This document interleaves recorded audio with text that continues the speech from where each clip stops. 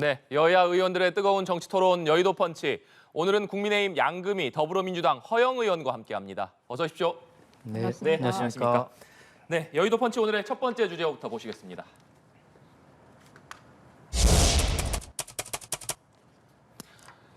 여야 쇄신 경쟁, 강서구청장 보궐선거 이후에 여야가 총선 전략 그리고 쇄신을 위한 본격적인 움직임에 나선 모습입니다. 먼저 국민의힘 혁신위 상황부터 짚어보면 인요한 혁신위원장이 인선된 이후에 조금 전 혁신위원들이 발표가 됐습니다. 현역 의원으로는 박성중 의원이 이름을 올렸고 김경진, 오신환 전 의원 또 여러 또 젊은 인재들, 여성 인재들이 혁신위에 이름을 올렸는데 양금희 의원님, 혁신위 위원 인선 발표 어떻게 보셨습니까? 저는 대단히 하시느라고 고심이 많으셨을 거라고 생각하고요. 전반적으로 살펴보면 박성준 의원은 이제 서울의 재선 의원이고요. 결국 수도권에서 이제 현직 의원 한 분 정도는 들어가야 된다라는 생각에서 아마 박성준 의원을 선택을 하신 것 네. 같고요. 그 외에 보면은 대부분은 이제 원외 인사 그리고 호남 충청, 영남을 골고루 아우르고 있고요. 세대별 또 어떻게 보면은 청년 80년대 이후 출생 한 사람이 6분 정도 되고요.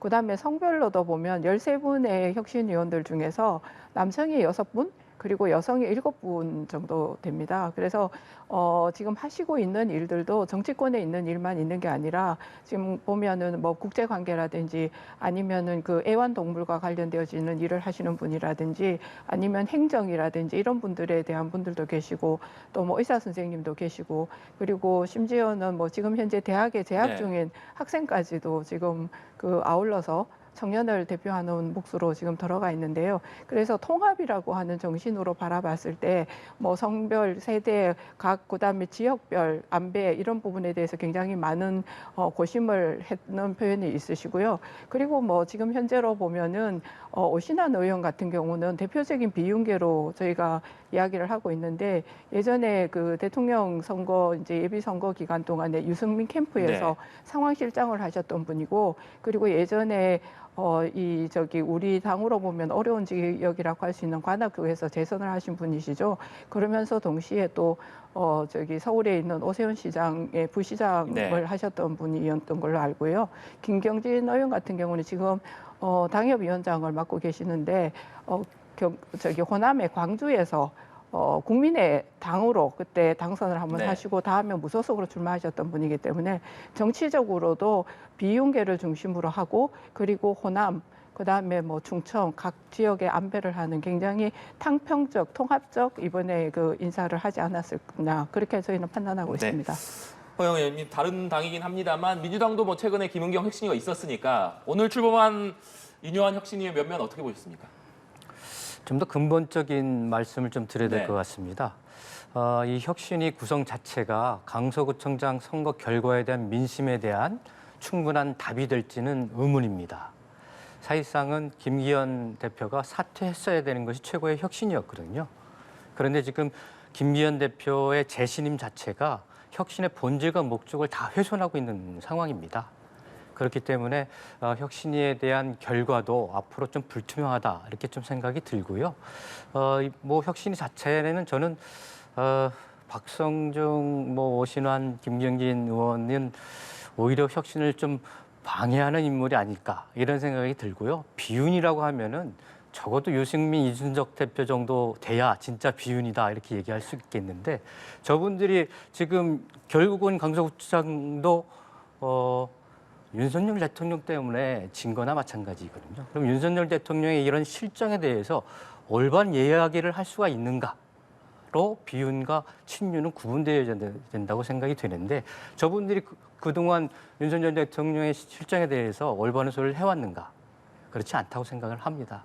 물론 뭐 젊은 층 2030 세대들 또 여성들을 좀 중시한 구성 자체는 뭐 긍정적이라고 볼 수는 있겠는데 혁신위 구성 자체가 김기현 대표의 인공호흡기 정도의 어떤 뭐 위상을 좀 가지고 있다 이렇게 평가 내리고 싶습니다. 네. 제가 그 부분에 대해서 조금 말씀드리고 싶은 게요. 일단 뭐 김원경 혁신위를 생각해 보면 굉장히 대비가 된다고 생각하고요. 그리고 우리 당에서 이번에 발표를 할 때 인요한 위원장께서 혁신위의 활동 기간을 60일로 잡으셨어요. 그래서 12월 24일 날 국민께 크리스마스 선물 같은 혁신안을 내놓겠다고 말씀을 하셨고요.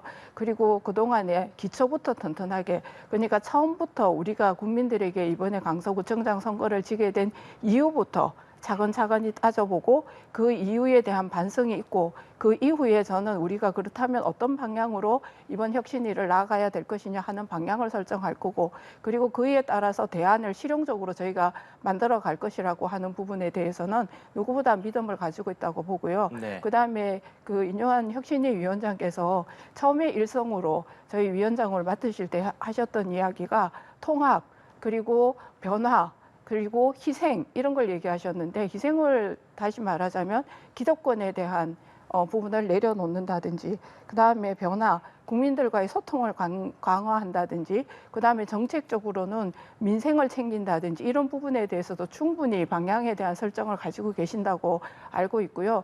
인요한 위원장의 그동안의 말씀의 배경들을 저희가 살펴보면 그 국민의 어려운 삶에 대한 공동체의 연대, 이런 거에 대한 확실한 소신을 가지고 계시다고 저는 보고 있거든요. 그래서 일단 위원장이 제대로 된 방향과 그다음에 속도를 정하고 나면 네. 거기에 있던 위원들께서는 실용적으로, 그리고 우리가 현실적으로 할 수 있는 부분에 대한 혁신안들을 논의하게 되지 않을까라고 생각하기 때문에 충분히 그에 대한 답을 낼 수 있을 거라고 생각합니다. 네.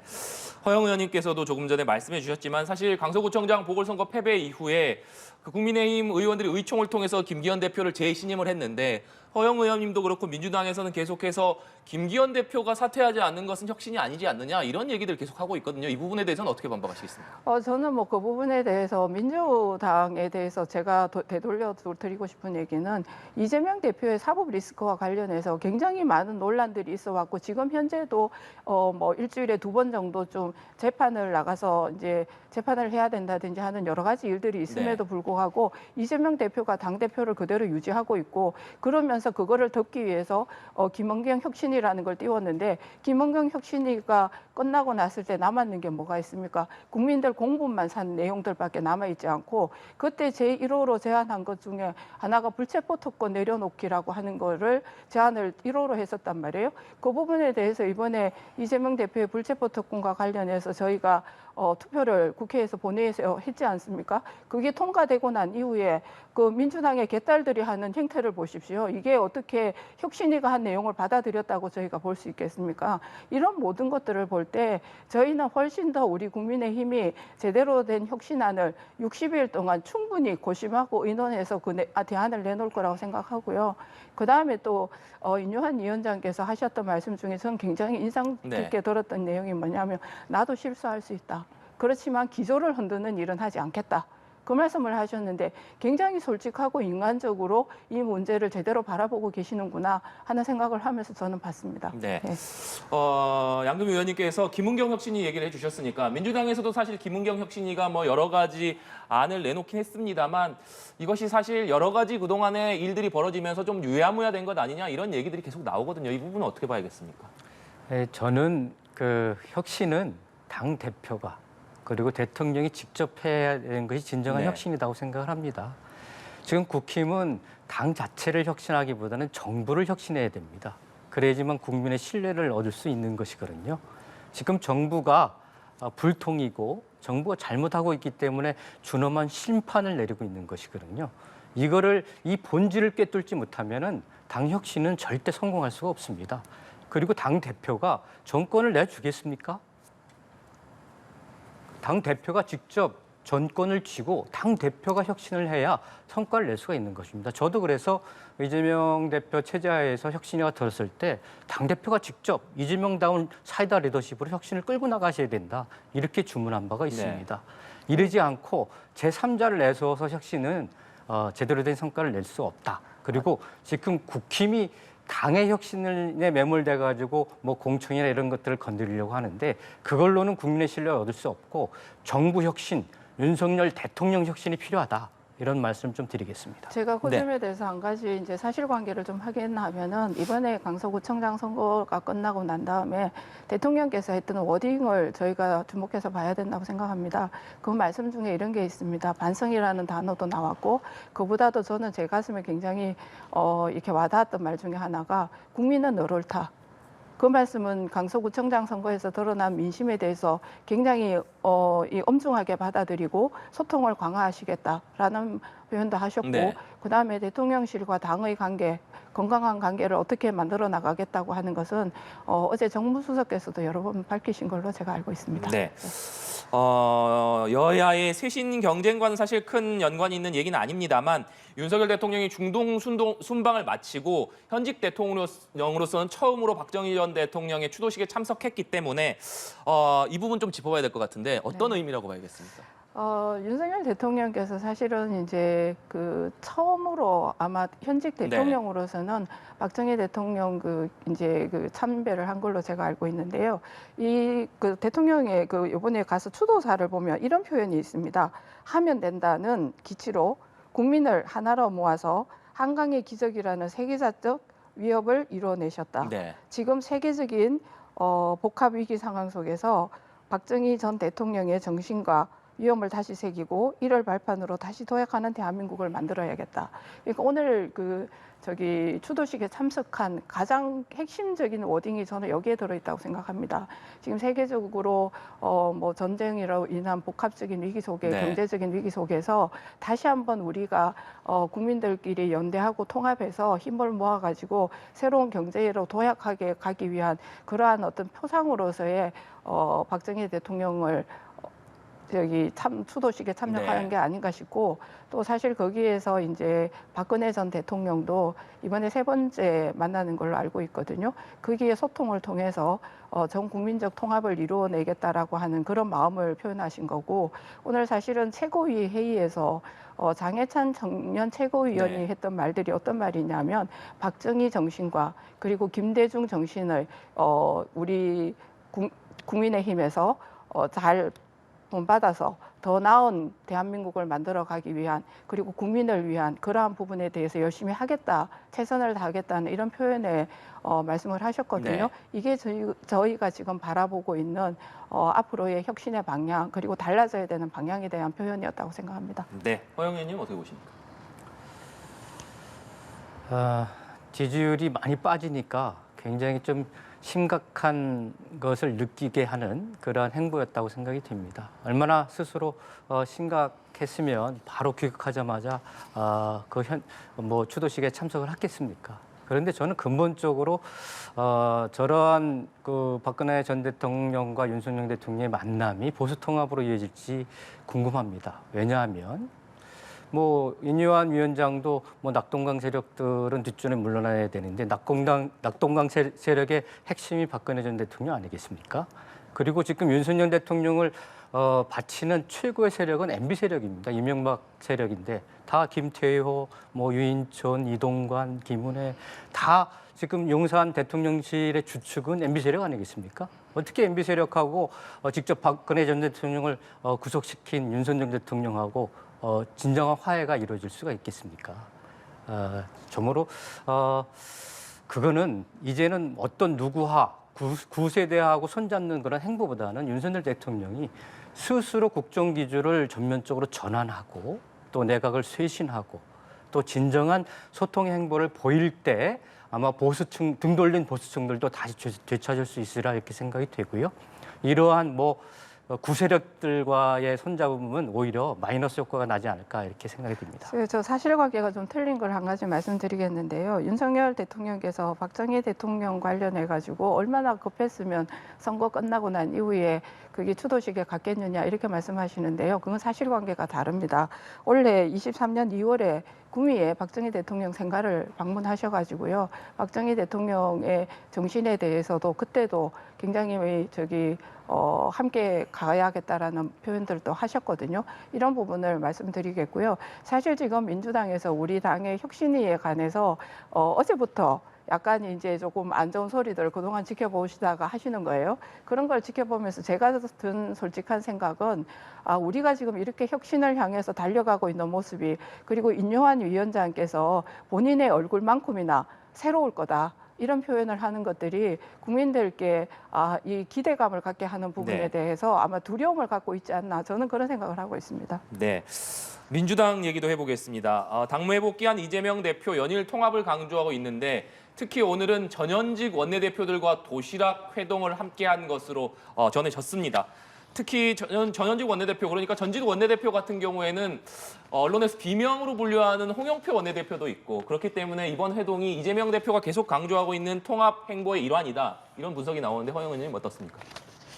네, 뭐 24, 5일간의 단식 이후에 이제 복귀하셔가지고 첫 네. 일성이 통합과 단결을 호소하는 메시지는 참 좋은 메시지라고 생각이 되고 그러한 노력들이 이미 당내의 분위기를 잘 잡고 통합과 단결의 분위기를 잘 만들어 나가고 있다 이렇게 좀 판단을 하고 있고요. 그리고 전 현직 그 원내대표들을 다 모아서 회동하는 것 자체가 당내의 이 통합 분위기를 만드는 데 있어서 아주 굉장히 중요한 포인트라고 생각이 됩니다. 거기에는 전현직 9명의 원내대표들이 그야말로 친명, 비명 다 아우른 모습으로 도시락 회동을 한 거 아니겠습니까? 네. 거기에서도 분열은 필패이고 그 단결이 필승의 길이고 본인도 먼저 솔선수범하겠다라고 하는 메시지를 보임으로 인해서 우리 당원들과 국민 여러분들께 분열하지 않는 민주당의 모습들을 잘 보여나가고 있다 이렇게 좀 판단을 하고 있습니다. 네. 제가 그 부분에 대해서요 조금 드리고 싶은 얘기가 이재명 당대표께서는 실질적으로 말하고 조금 뒤에 따르는 행동하고가 좀 저는 괴리가 있다고 받아들이거든요. 어제 제가 뉴스를 보고 깜짝 놀랐습니다. 플래카드가 붙어 있더라고요. 근데 민주당에서 말하는 비명계의 가장 이제 핵심 사람들에게 머리 위에 수박을 씌워 놔놓고 총이 있다면 쏘겠다 뭐 이런 끔찍한 표현을 써서 플래카드를 붙여놓은 걸 봤어요. 그런데 여기에 대해서 저는 민주당에서 어느 누구도 최고위원회의나 이런 얘기를 하지 않는다는 것 그리고 그 형태에 대해서 따끔한 어떤 그 당의 방향에 대해서 이야기하지 않는다는 것에 대해서는 상당히 놀라움을 금할 수가 없었거든요. 이게 바로 뭐 다시 말해서 그 통합을 얘기하는 게 맞냐? 실제적으로 겉으로는 통합을 얘기하지만 뒤에서는 그렇게 사실 끔찍한 행동을 하고 있는 것에 대해서 제대로 된 당원으로서의 제지를 하지 않는다. 이런 부분에 대해서는 좀 생각해 볼 여지가 있다고 저는 생각하고 있습니다. 사실과 다른 얘기를 좀 하시는 것 같은데 첫 일성이 그러한 어떤 분열 행위에 대해서 왈가왈부하지 마라 이런 어떤 메시지가 첫 일성이셨습니다. 그리고 그런 극단적인 행동하는 사람들이 우리 당원인지도 상당히 좀 의심스러운 측면들이 있고요. 그리고 분명히 말씀드리건대 이재명 대표는 최고의 첫 일성으로 왈가왈부하지 말아라라고 하는 통합의 메시지와 분열은 필패이고 통합과 단결이 필승의 길이고 본인이 솔선수범하겠다라고 하는 메시지를 통해 가지고 지금은 뭐 당내가 점차 통합하는 그런 수순으로 잘 전환되고 있다 이렇게 말씀드리겠습니다. 앞으로 이재명 대표께서 실질적으로 어떤 일을 통합의 행위를 해가는 것인지는 저도 궁금하고 지켜보고 싶습니다. 네, 알겠습니다. 여의도 펀치 두 번째 주제로 좀 넘어가 보겠습니다. 보여주시죠. 네, 손을 맞잡고 있는 여야 원내대표의 표정이 참 밝은데 이번 국회에서 여야 의원들 공의하시는 말씀이 너무 싸웠다, 너무 싸운 게 좀 아쉽다 이런 말씀들을 하는데 윤재욱 원내대표 또 홍익표 원내대표가 본회의장에서 피켓을 부착하거나 고성이나 야유를 하지 말자 이런 신사협정을 맺었습니다. 이번 여야 원내대표의 어떤 합의가 협치의 조건을 만드는 것 아니냐 이런 긍정적인 반응이 좀 나오고 있는데 여야 원내대표가 의총에서 의원들의 동의를 구하겠다 이렇게 밝힌 상황입니다. 먼저 허영 의원님께서는 이번 협정에 대해서 어떤 의미가 있다고 보십니까? 예, 이번 협정을 아마 뭐 홍익표 원내대표가 먼저 제안했다는 네. 말씀을 들었습니다. 참 잘한 일이라고 생각이 되고 저도 지난 4년간 국회에 앉아 있으면서 뭐 본회의장이나 상임위장에서 서로 고성이 오가고 팻말을 들고 이런 행위에 대해서 사실상은 많이 좀 스스로 초선 의원으로서 실망한 적이 있습니다. 또 저도 분을 참지 못하고 약간 소리를 높인 행위에 대해서 끝나고 나면 스스로 반성하고 네. 그러지 말아야겠다라고 하는 그런 어떤 스스로의 다짐도 한 적이 있는데요.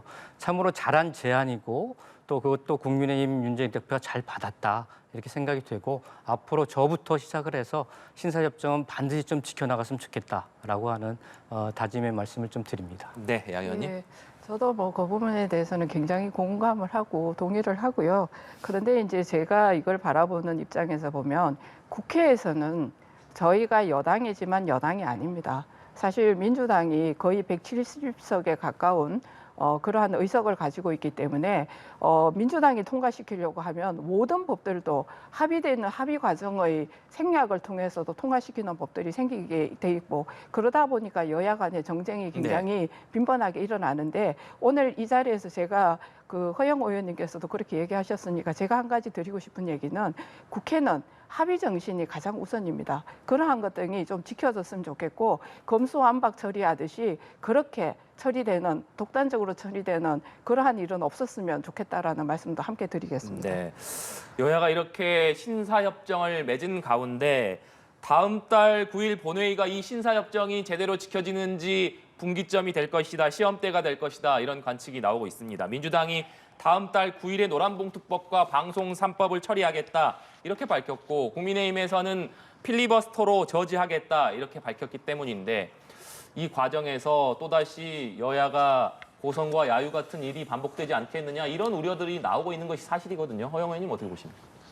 신사협정을 맺었으니까 지켜야 되겠죠. 그리고 뭐 필리버스터라고 하는 것이 어떤 불법적인 절차가 아니라 그것도 네. 국회법에서 정한 그런 정당한 의사표현의 절차이기 때문에 필리버스터를 하게 되면 뭐 우리 당 의원님들도 함께 참여를 해서 왜 방송법과 간호법 그다음에 노란봉투법이 필요한지 국민께 필리버스터를 통해 가지고 적극적으로 알려나갈 예정입니다.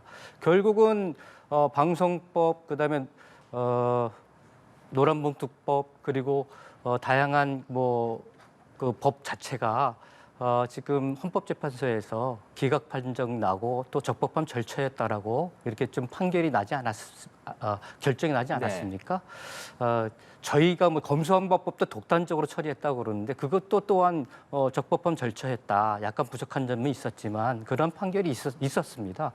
저희 당이 뭐 다수당이기 때문에 그걸 독단적으로 처리한 일이 없고 국힘이 그 부분들에 대해서 처리를 안 해주니까 또 법사위원장을 국힘이 맡고 있는데 법사위라고 하는 것은 그 체계작부 심사 권한만 있는 것이거든요. 그런데 정책적으로 60일 이내에 처리를 해야 되는데 그걸 막고 있으니까 저희가 이것을 민주적 절차에 따라 가지고 직회부 결정을 해가지고 올린 것이거든요. 이것을 가지고 또한 뭐 헌법재판소에 소를 제기를 해가지고 판단을 받게 하고, 그러니까 국회에서 일어나는 여러 가지 민주적 절차에 대해서 법적 판단을 통해 가지고 고소 고발하고 또 이러한 소를 제기하는 것 자체가 민주주의를 부정하는 행위입니다. 그렇기 때문에 앞으로 그러지 않았으면 좋겠다. 그리고 다수당이라는 것들을 또 인정하고 야당을 인정하는 그러한 좀 자세 전환이 윤석열 대통령과 국힘에서 필요하다. 이렇게 말씀을 드릴 수 있겠습니다. 제가 그 점에 대해서 한 가지 말씀드리면 우선 첫 번째 말씀드리고 싶은 게 곧 있으면 아마 대통령 시정연설이 있을 겁니다. 근데 지난번에 민주당이 어떻게 했습니까? 대통령 시정연설에 다 퇴장을 하고 아무도 없었어요. 이런 벌어지지 않았으면 좋겠다라고 하는 말씀도 동시에 드리고요. 그리고 민주적인 절차에 의해서 검수완박법이 통과됐다고 하는데 저는 절대로 그렇게 보지 않습니다. 왜냐하면 민영배 의원이 꼼수 탈당을 해가지고 지금 다시 민주당에 복당하지 않았습니까? 그분이 무소속이 가지고 있는 표를 이용해서 검수완박법을 통과시켰습니다. 이런 식으로 꼼수를 부리는 여러 가지 형태를 통해서 민주당은 자기들의 권육 자랑을 이제까지 해왔다는 사실이고요.